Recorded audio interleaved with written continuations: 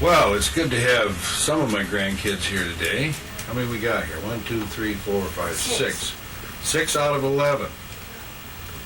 I'm going to tell you a little story, a little hunting story today. You remember that big buck I shot a couple years ago?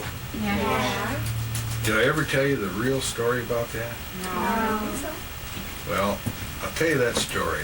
That buck was taken way up in the northwestern part of the Upper Peninsula, way back, way off the road in the cedar swamps and some property that Grandpa hunts up there.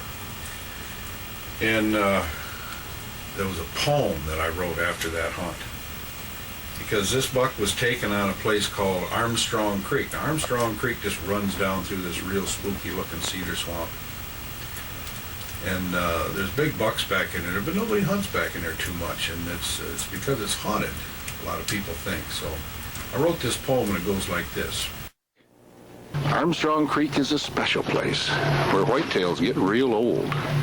No one ever goes there, for it's haunted, so we're told.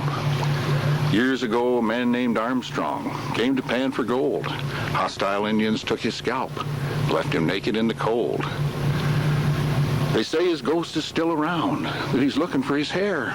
Most folks believe the story, and no one ever hunts there. I don't believe in ghosts and such. My blood's not made of milk. I just know there's bucks in there with horns as big as elk. Come this weekend, I'll be there, just me with my stick and string. No ghost is going to scare me off. I'm going to do my thing. Saturday morning in pre-dawn light, I crept along the creek. The smells were old.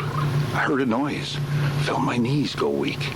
A monster buck suddenly appeared through the trees upon a rise. I drew my bow. The cedar shaft flew just like it had eyes.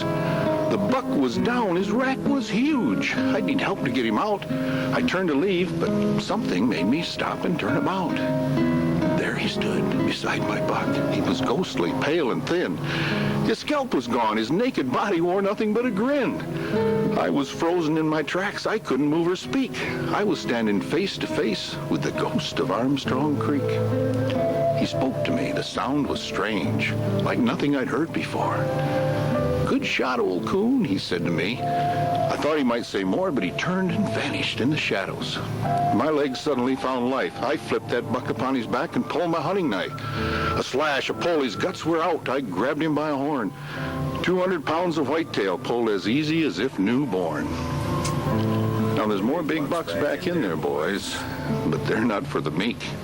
If you think you're brave, my friend, try hunting Armstrong Creek.